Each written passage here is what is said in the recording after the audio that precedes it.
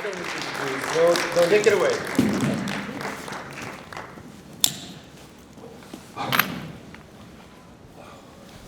Thank you all for sticking around.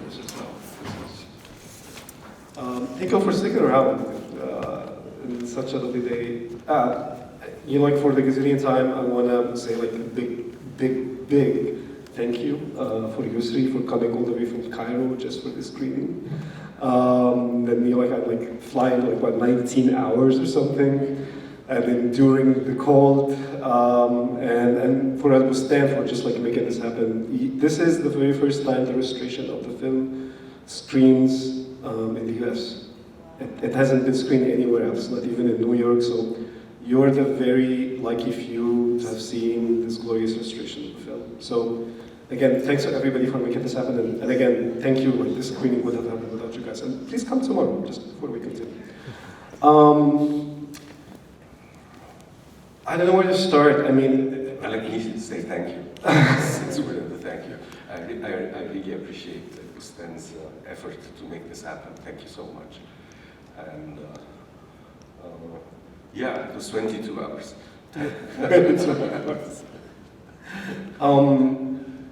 Again, we're gonna like try to be concise, ask a bunch of questions, and then we can open up the floor for you guys to ask anything you want to ask. I cannot like begin but ask the obvious, because can you like walk us through how like things were in 2004? Things were very different back then. There were like the co-productions were still quite limited. There were not like the influx of the Arab film festivals that offer grants and that increase co-production. This is a movie that, miraculously speaking, Arte, the famous German, French broadcaster, they came to you and they told you, and they asked you if you want to make a film about Palestine. And this is how it happened. How did it happen? How was also like the scene, like, because let's also like not forget that Palestinian movies, fictional Palestinian narrative movies, were not born long ago. I mean, like Michel Khalifa, I think he did Orsak Galil, I think it was 1987. So things were really still like relatively new, like back then. Well, it was in 2000, I think, Amber Barzan showed up in Cairo. He stayed in my place and said, Arte wants you to make a film about Palestine. I said, no way. I mean, there are good Palestinian directors, Michel Khalifi and Elias Khoury, and I mean, they probably want an Egyptian because we signed a peace treaty with Israel, so they expect a film. They expect a film about a cute Palestinian boy who falls in love with a cute Israeli girl and live Romeo and Juliet sort of thing, and I'm not doing this. I was very categorical, and Amber said, I mean, think it over. Why decide what you want to do, you lose nothing. And I said, great, I mean, there's this novel which I read, which was published in '98. And as soon as I read, Elias is a dear friend of mine. I've worked with him when I lived in Lebanon for 4 years between '78 and '82. And at the height of the Civil War. Yeah. I left just before the Israeli invasion of Lebanon, but I kept going back. And I said, great. I mean, let's do الشمس. And the condition is that Elias works with me on the script, and Mohammed Sweet, who is a wonderful director and writer, Lebanese. And if we do an adaptation of the novel, and if Elias agrees to it, I'm all for it. When I read the novel in '98, I said, this is an incredibly wonderful material for a film, for several films, in fact. The novel has the construction of 1001 Nights. I mean, stories within stories that develop other stories, several voices. I mean, it's not a linear narrative. And And my feeling, there's no way an Arab producer would be enthusiastic to make a film out of this novel, and definitely Europeans will not go for it. So I called Elias and said, this is what's happening. He said it's great because the novel is being translated in French now and published by Actes Sud, and I have a dossier of excerpts from the novel, which could help in presenting the project to Arte. And we started from there, and I had a meeting with Jérôme Clément, who was head of Arte then, and Pierre Chevalier. And again, I went in, just, no way I'm doing Palestino-Israeli Romeo and Juliet, and they looked both looked at me and said, Yousry, we just want you to make a good movie. I mean, this is all we're asking. But I'm sorry, why did you want to make a movie about Palestine in particular at that stage? I have no idea, especially that when the film was made, and it was shown in Cannes. The premiere of the film was in Cannes, and I remember Leah Van Leer, who was head of the Israeli Cinematheque, came after the first part. She was screaming at me, really furious. All this is lies. And I was there. None of this ever happened. And I said, Leah, I mean, she's a very clever woman, and she created the Israeli Cinematheque and the Jerusalem Film Festival. And I said, Leah, what were you doing? You said you were there.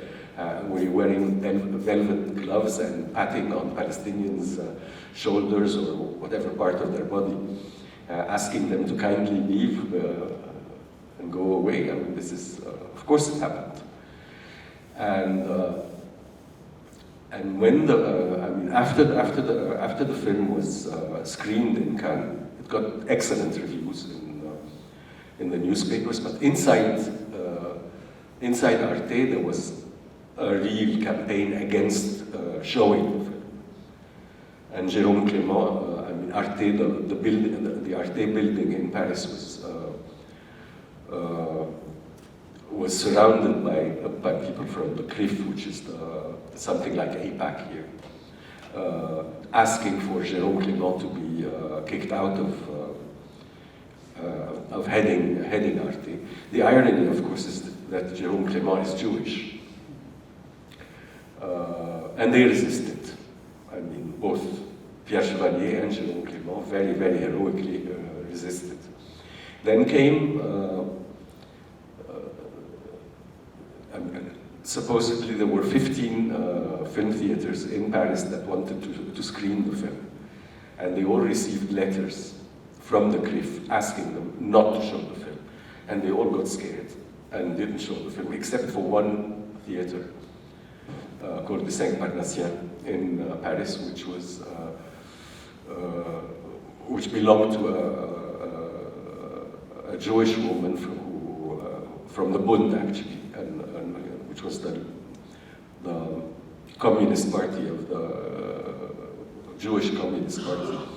And she said, no, I want to show the film, and I'll keep it in my theater for a year. And she attended every screening for the first 2 weeks of the film, and asked me to come and make debates about the film. Then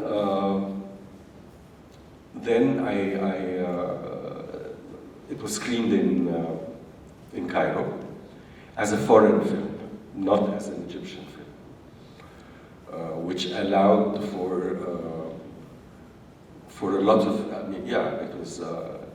It's not common in an Egyptian film to use the words that are used there. So what made it? Why did I want to make that film? Why was it this film? Why do I feel that this film is very close to me as a filmmaker and as a human being? There's in the novel, in the first pages of the novel, there's this wonderful sentence where Khalil tells Yunus, you were not a hero simply because you were a fighter. You were a hero because you were a lover. And this is where the heart of the film is. I mean, that's the...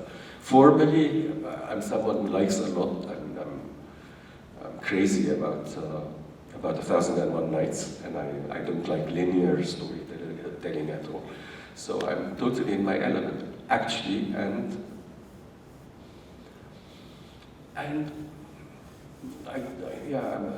it's a bit embarrassing to say this, but the Palestinian cause has been used by Arab regimes for a very long time to repress the people. And in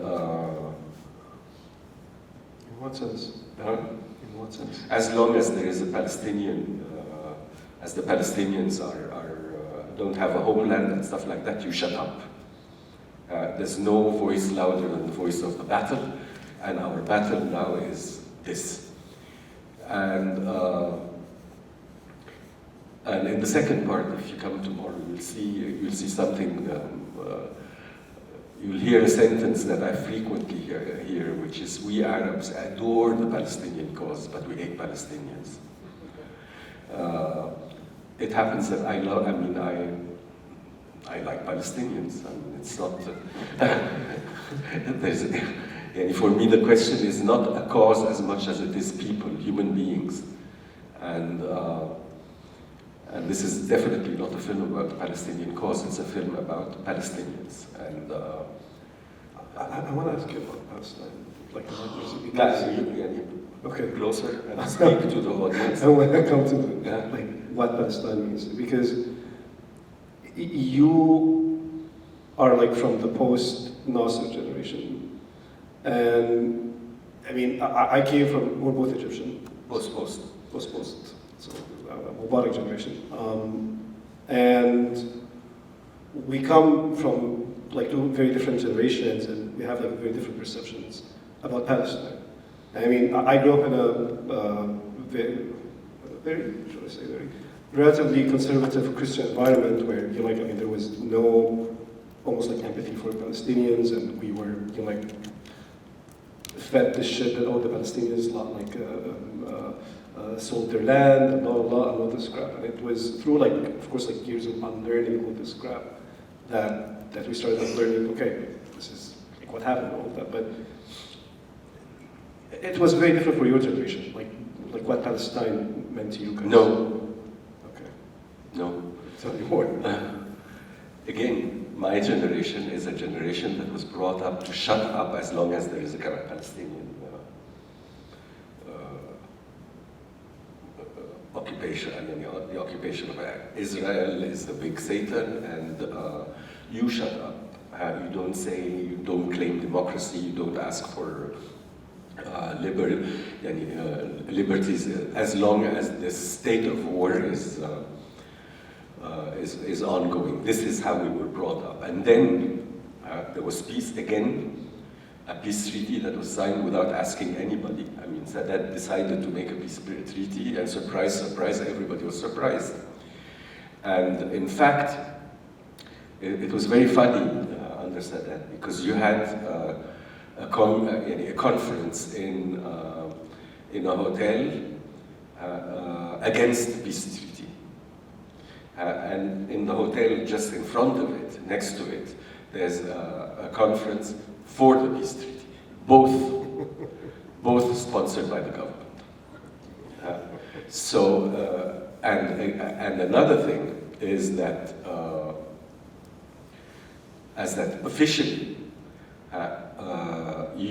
you as an Egyptian, you're not supposed to normalize relations with Israel. I don't want to normalize any relations with Israel, it's not my thing. But the fact that that you don't even have the credit as an individual of wanting to boycott or wanting to not wanting to have relations with Israel, any kind of relations and stuff like this, you're deprived of it. You're not. This is not you speaking. This is you say that because you're afraid of being kicked out of the filmmakers union, because you're going to be be ostracized by semi-official, no, actually very official intellectual cultural community. And making this film for me was extremely liberating in the sense, and for a lot of people who worked on the film and who watched the film. Because all of a sudden, it's like saying, okay, Palestine belongs to us, not to you. Not to the governments. Because you don't know anything about Palestine. And in fact, when you hear people who supposedly quite cultured and everything telling you, not just my Christian family, who's by nature doesn't like politics and stuff like this, but when you hear people in the journalists' union telling, why would you make a film about those sons of bitches who sold their land So there's something so illogical about saying a thing like this. It's as if the whole country was formed of landowners.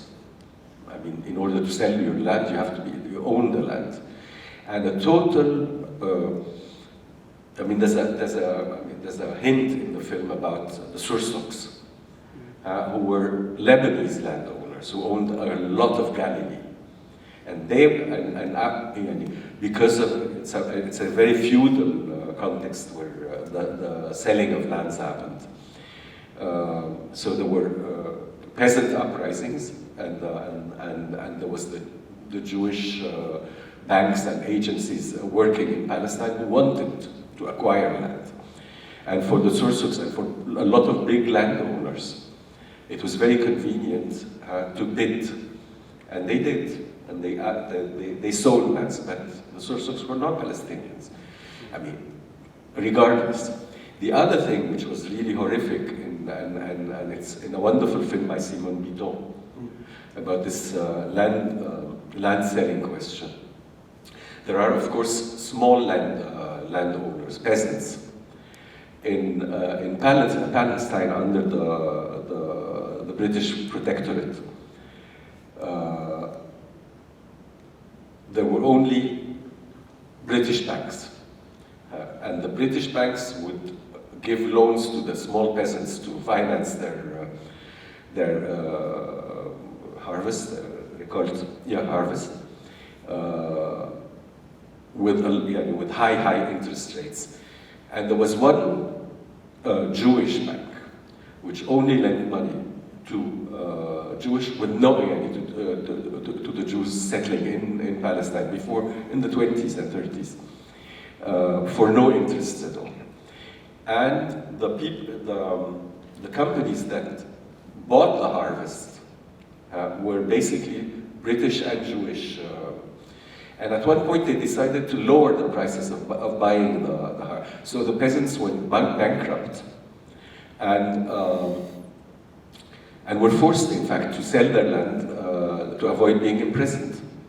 And that's how a lot of small land ownerships were forced to sell. You see this happening today in houses, where all of a sudden you own a house in Jerusalem or wherever, and the authorities come and tell you, okay, there are Russian Jews arriving, and they will share the house with you. And you say no. They said, of course you're free, but you owe the state taxes to that amount. And again, you're not able to pay these taxes. The house is put in auction and sold, but you didn't sell it. It was taken away from you. And this is happening daily now in Palestine. This story is seldom told in intellectual circles and cultural circles in the Arab world. It's very rarely told. Another thing which is the Nakba itself is seldom told. Because people, they feel, I mean, there's a sense of shame of having had to leave. This was like the very first movie coming out of the Arab world that does talk about Nakba. If I'm No, I mean, there was Kafr Qasim, the Burhan Alawiya film, which is about a massacre in a village. I mean, there are a few. Like documenting in such detailed fashion. Precisely, it's not documenting anything. It's these are what Elias did to write his novel was go to the camps and meet all the people who lived that period and listen to their stories. Most of them knew each other one way or another, so you had the novel itself is extremely polyphonic. And this is how he constructed the novel. But again,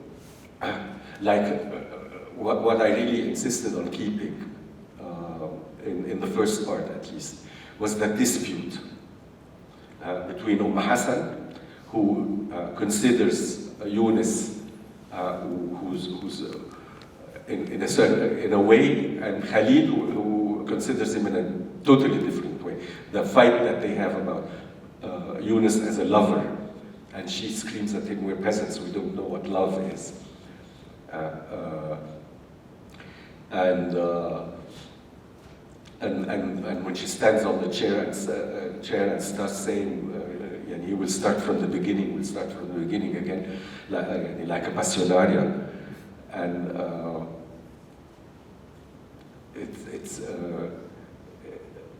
it's not good to start everything from the beginning.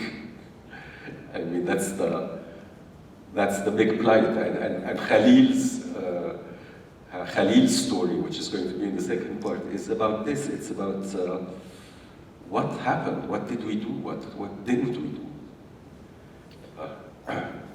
There is a big part of what you're doing with the first film, Departure, is on one hand you are talking about, you're trying to construct what happened in Nakba. On the other hand, you're creating this like stolen collective memory that for the longest time was not really like shown in film. I mean, and it's in all of like sort of amazing details that like seeing them now in this illustration, it's just like staggering. The faces, the rituals, like the weddings, like them walking on like the grapes, and it's like a big part of it is sort of like the national myth.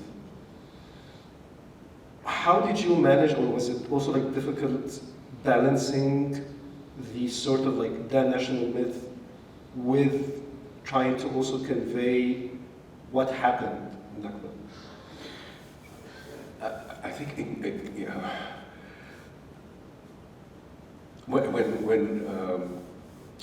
when the film was screened in New York at the New York Film Festival, it was a huge theater called the Alice Tully Hall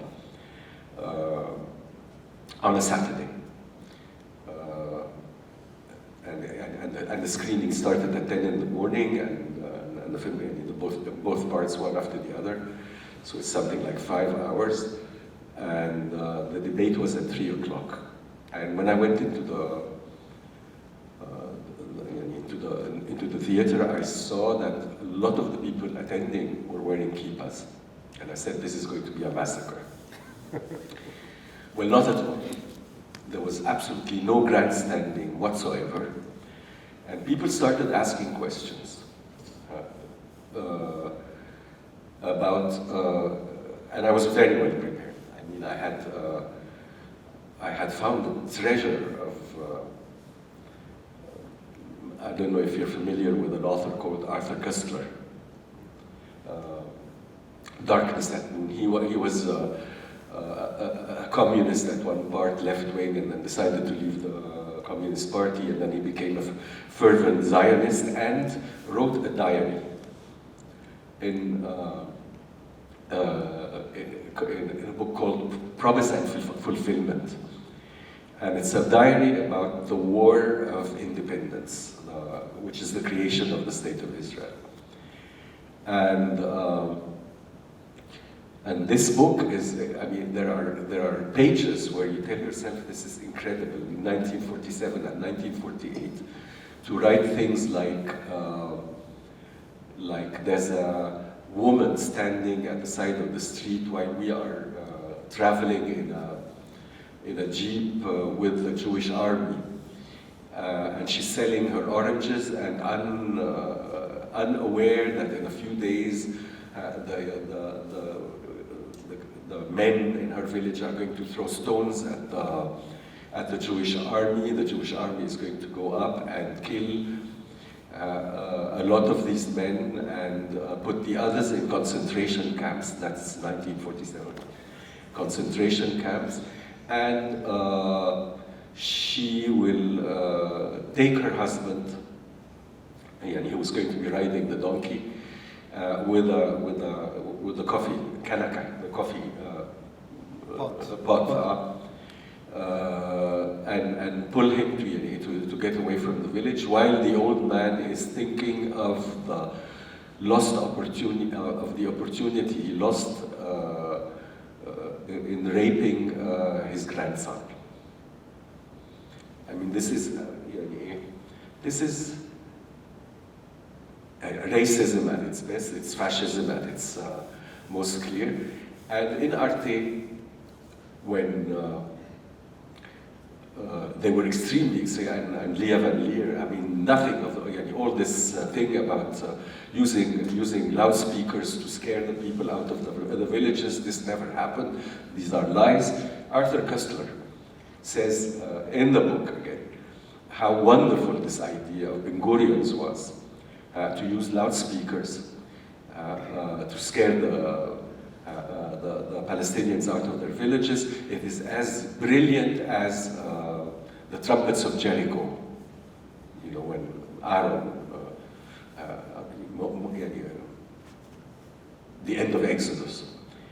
So I mean, all this is there. It's happened, and Benny Morris, an Israeli historian, Ilan Pape, Israeli historians have all documented all the horrors. So we're not talking about whether this happened or this didn't happen. We're not talking about whether history began on the 7th of October or it began way before. I mean, this is obvious. I mean, anybody who wants to deny this is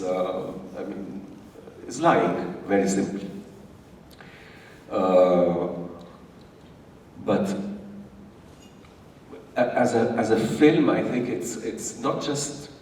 I didn't make it simply to say, look, this is the truth or this is not the truth. I mean, one of the basic things that happens when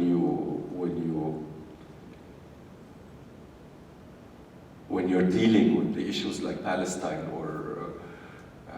is dehumanizing. It is these people do not exist as human beings. They do. So they can be eliminated. So I mean, I made a film say, I mean, a love letter to Palestinians. I mean, that's what the film is about. I have one last question you may hate me for, but just want to ask because we're at this day and age, and speak up. I have to ask this. No, I mean, with everything that happens since October 7th, I'm pretty sure. I mean, this movie, like a lot of places, would never show it. You know, like it's exceedingly difficult because of two things. The main thing is, and like that's like the first question.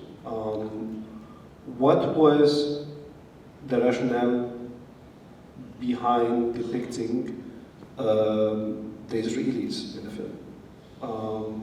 And because most of them, they're either semi-camouflaged or entirely camouflaged. Was this intentional and why? And then the question that I feel like, I mean, since I could not think about it because when you see the movie, there's that word, the fidei, that concept of a fidei, which is a person who fights, who uses legitimate force of violence to defend his own land and to reclaim his land, to because it was stolen from him.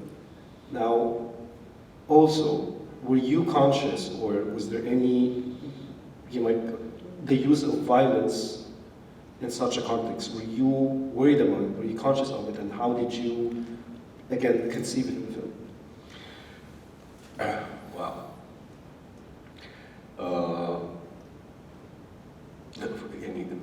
What was the first part of the question? I'm sorry, I lost track. The first part? About the depiction of the Israelis. Yeah,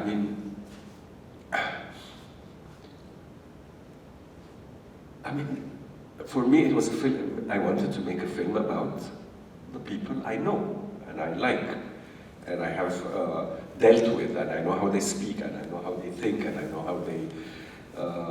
how they resist. So I make a film about the people I know. I don't want to make a film about people I don't know, and I don't want. And I dislike intensely the idea of being condescending. Of course the Israelis are human beings, of course they are. But I mean, let them make their own films. I made a film about people I know. I know a few Israelis and whom I like a lot, Avi Mukrabi and filmmakers basically, who are against the occupation. And this is what binds us together. But here we're talking about the occupation happening.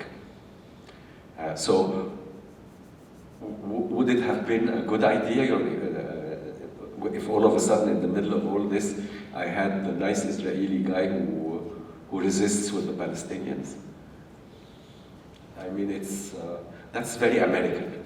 And I'm not American, so I love American films, but I mean, we do films differently.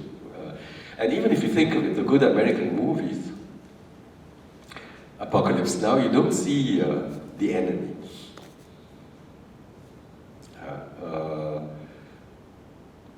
And Westerns. I mean, with all their, the founding myths of America, the Western, John Ford films, and so on, there's a problem in the way, I mean, even in his most sympathetic films to the Native Americans, which is Cheyenne Autumn or whatever, you feel that that's condescension. It's not, it's like, we owe them something, all of them. Yeah, but John Ford and the America probably owes a lot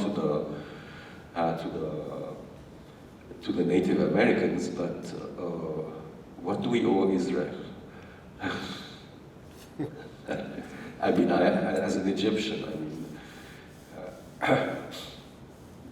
the history. What you very frequently hear from governments, from the Egyptian government in that sense, is that look how much we sacrificed for Palestine. Bullshit.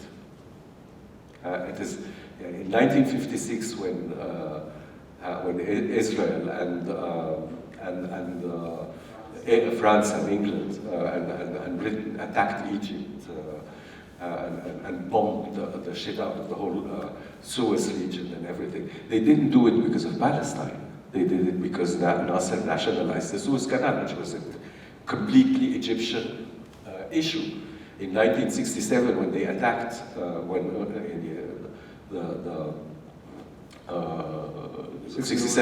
6-Day War, it was because Nasser had taken measures to prevent Israel from, and it was not because in any way because of the Palestinians. He had this in mind, how to control all of the Red Sea. And it's fascinating because history is repeating itself, because this is what's happening now.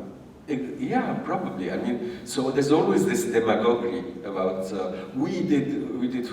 I mean, great. I mean, yeah, it's a byproduct of what we did for Palestinians. But we were, I mean, the wars that Egypt or Syria or whatever or Jordan have gone through with Israel, we were all defending what they thought were the best interests of their own countries.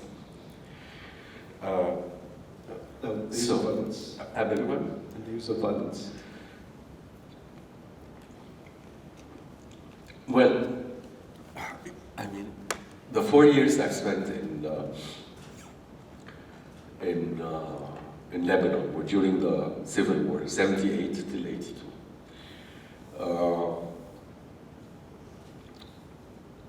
They were punctuated by two things. I mean, they were two things. The main massacres committed in Lebanon against Palestinians and against Lebanese were not committed by the Israelis. I mean, they were committed by the Syrian army, or the Phalangists, which is a Lebanese party, or by the Shiites, who circled Sabra and Shatila and expelled, after 82, expelled the Palestinians to the south. So it's already tricky. The revenge actions taken by and the involvement of the Palestinian, the PLO, in the Lebanese war was not a simple matter for many Palestinian and Lebanese political and intellectual leaders. I mean, it was a debate constantly. Do you take revenge against because the Christian militias attacked Tel Za'ata, which is a camp, and killed a lot of Palestinians? Does the answer consist in going and massacring Christian villages on the road to between Beirut and the south? I mean, violence is not something that can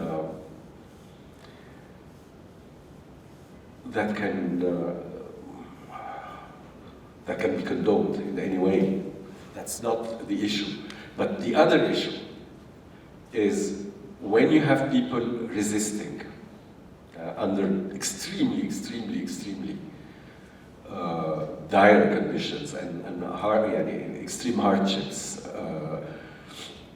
in camps and stuff like this. Who am I or anyone to tell them you should resist in that manner? I mean, I personally don't like Hamas. I don't like religion to be involved in a liberation struggle. I don't want religion to dominate a religion. But this is the way things are. This is after years where Israel literally destroyed the PLO. Yeah, one of the questions I was asked in New York by people who were attending the discussion is, we always thought that the Palestinians left because they did not want to coexist with the Jews. The problem is that people have a very short memory. The PLO's main slogan, mobilizing slogan, one country where Jews, Christians, and Muslims coexist in a democratic state. And when was this undermined? Oslo. It is in Oslo, in the in the early 90s, that this mobilizing thing about the PLO was. What did Israel do? First of all, they didn't like the PLO at all, because it was. I mean, it had everything to be sexy, in the sense, yeah. It was not religious. It was not.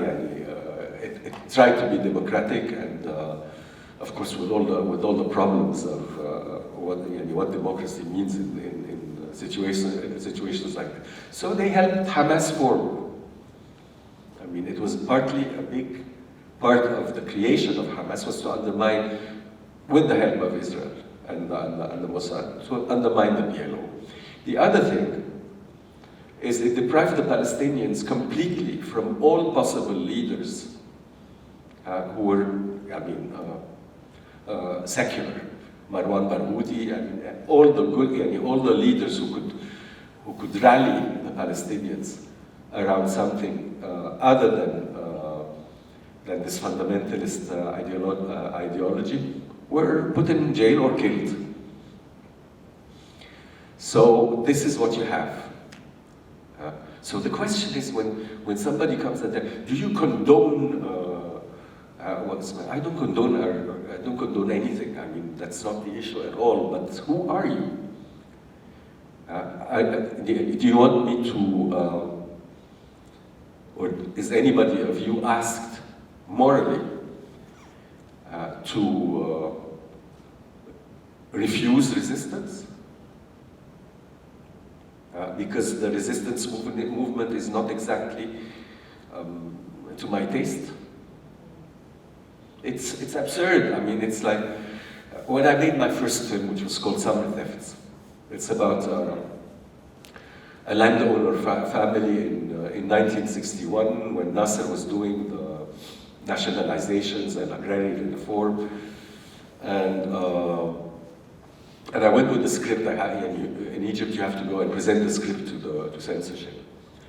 So, lovely script, but we have to ban it. You cannot shoot the film. I said, why? He said, because you're against Nasser. I said, of course not. I mean, no, it doesn't work either. You cannot be for Nasser. It's neither for nor against. Nasser is something that happened. What's interesting for me is, what do people do? I mean, it's like asking me, are you for or against an earthquake? I mean, it's not something I can control. What interests me, and this is the real question, and this is the question that is being daily now, you know, how do you call it? Repressed, is what do people do when things like this happen? No, you have to, it's obscene.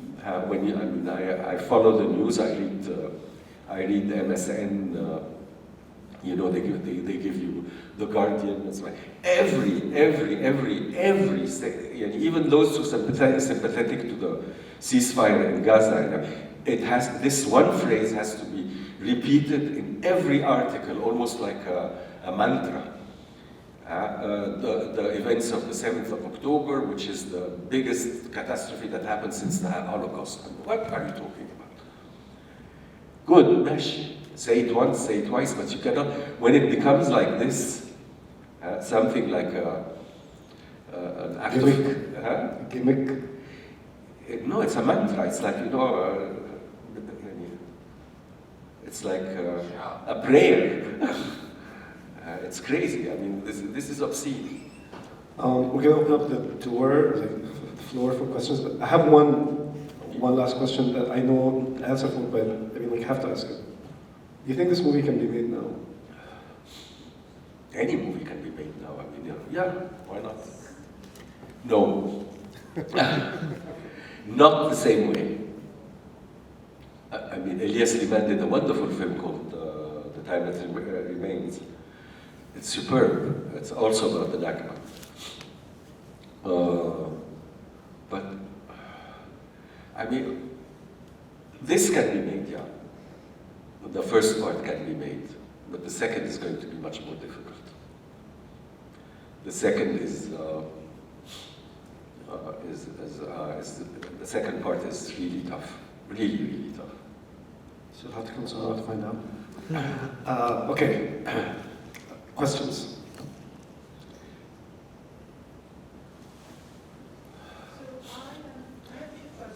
No, I can't hear. You know what? I'm just gonna. My ears are totally blocked by the airplane. So I have two questions. One was, who was it when you said people approached you to make a film? Where were the people from who had approached you? Were they in France? France. So it was people in France who had wanted to... The head of Arte, which is that television station, joint German and European television station. Interesting, because you then spoke about how then there was difficulty showing it, and so in France, yeah. And that only one woman allowed it in her movie theater. Okay, so that I was just wondering, because there was in the United States, there have been plays about massacres that occurred during the War of Independence, and they've been very informative.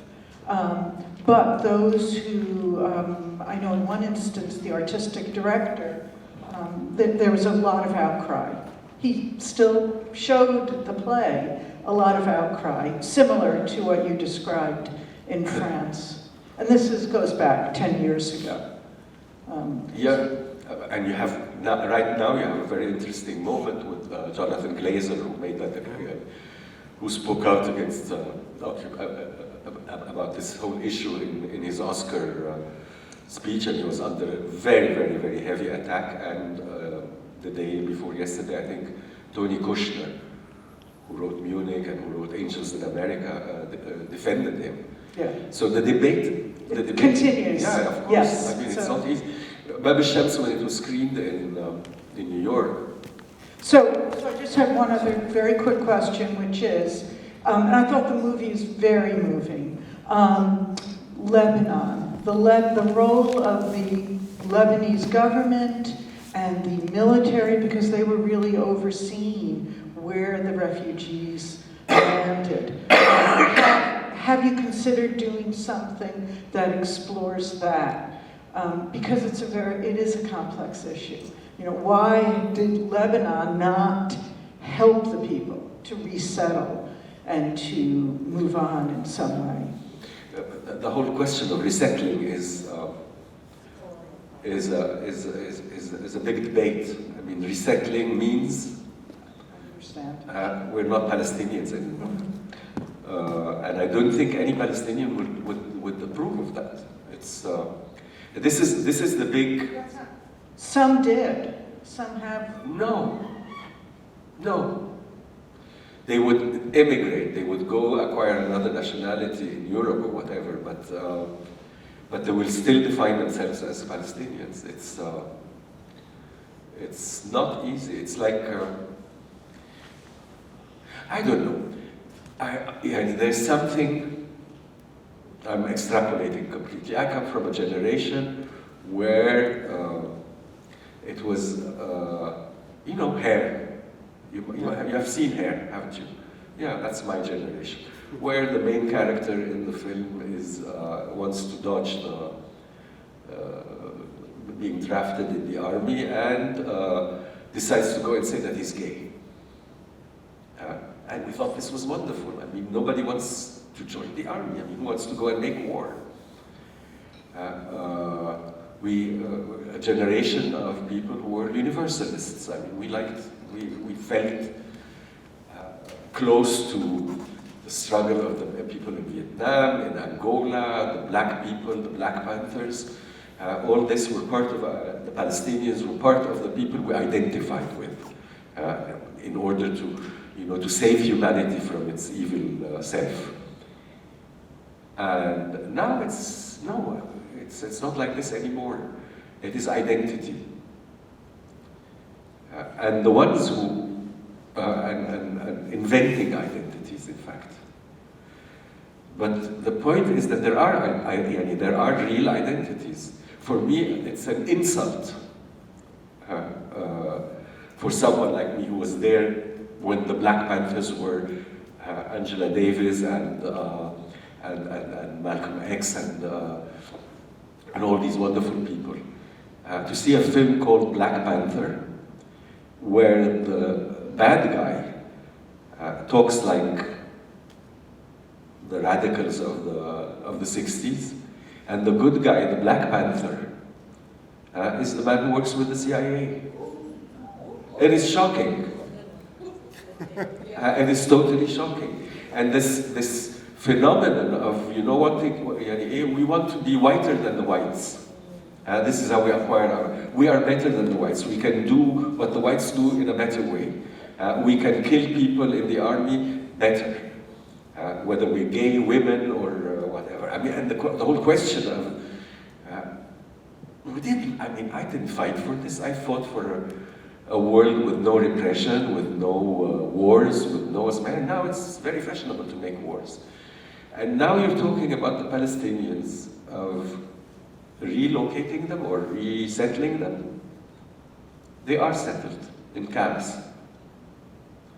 They work in Arab countries. They earn good money in Arab countries. But they are Palestinians. And I wouldn't like to see the good Palestinian is the man who works with the CIA. I wouldn't like to see this. Questions?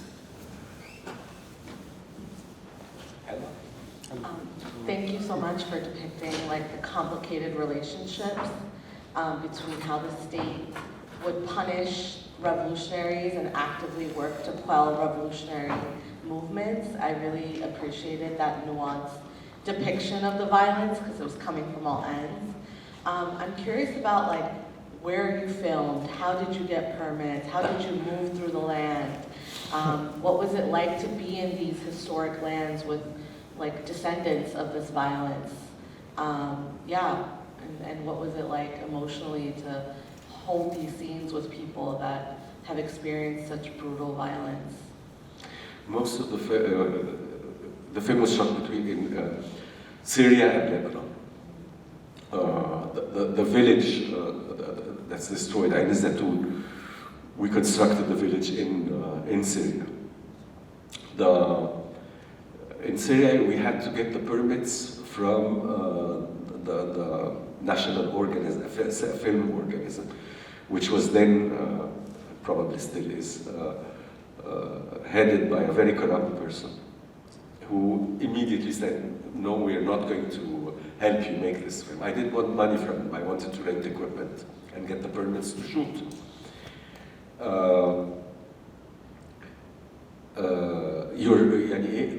The Palestinian resistant, Shams,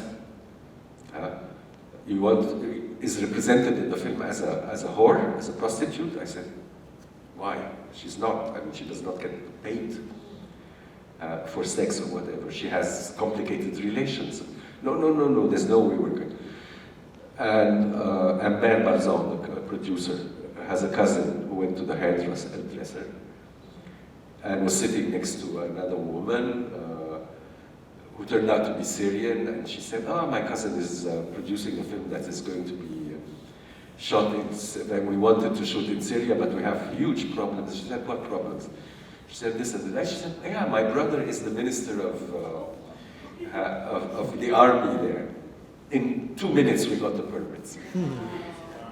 So I mean, yeah, we are whores, filmmakers. We grasp any opportunity to do whatever we want. I mean, I'm not going to pretend that we're pure. But I did what I wanted at the end of the day. In Lebanon, the same thing. We were very much protected in the camps by the Palestinians, who sometimes fought amongst themselves, the PLO against the PFLP, especially when it came to the Oslo Accord, which we're going to see tomorrow. There's a demonstration against Oslo, which the Fatah people did not like. So anyway, shooting happened. But at the end of the day, you can negotiate anything when you have a goodwill. It's possible. Now it's more complicated. It's more complicated in the world, it's more complicated to make,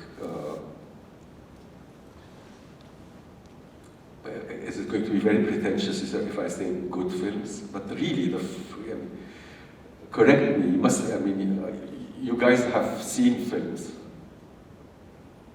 The younger, I'm not talking about the old schmucks like me. You've seen films from the 60s and 70s and 80s. There was an audacity in these films, there was a freedom in these films, which is now being limited constantly, with strange things like, what is politically correct about showing me in a Netflix series a black guy in the court of, I don't know which queen in England, Bridgerton it's called, the thing. And calling this diversity, I call this outrageous whitewashing. I mean, what did you do with the history of slavery, which was prevalent then? All of a sudden, everybody's nice. We're in a diverse society. This is horrifying. This is, for me, scary. And everything is being dealt with that way. Everything is being, you know, the rough edges are being taken out. Everybody's white. Sorry. Questions? White, bourgeois, and prim and proper. Questions? Any questions?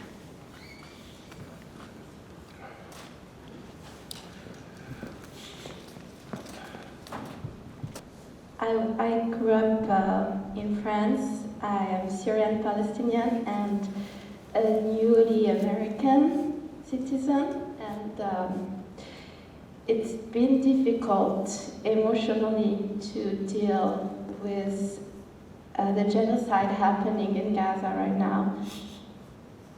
You said that making movie for you was cathartic in a way and could make you liberate some part of you.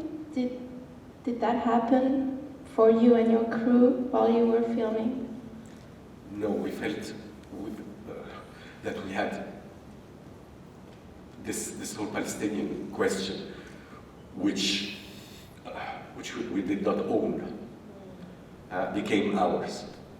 That's not very liberating because it's a very sad story, but at least it is not in the hands of oppressive government. That's what I meant. We own the narrative, not the governments.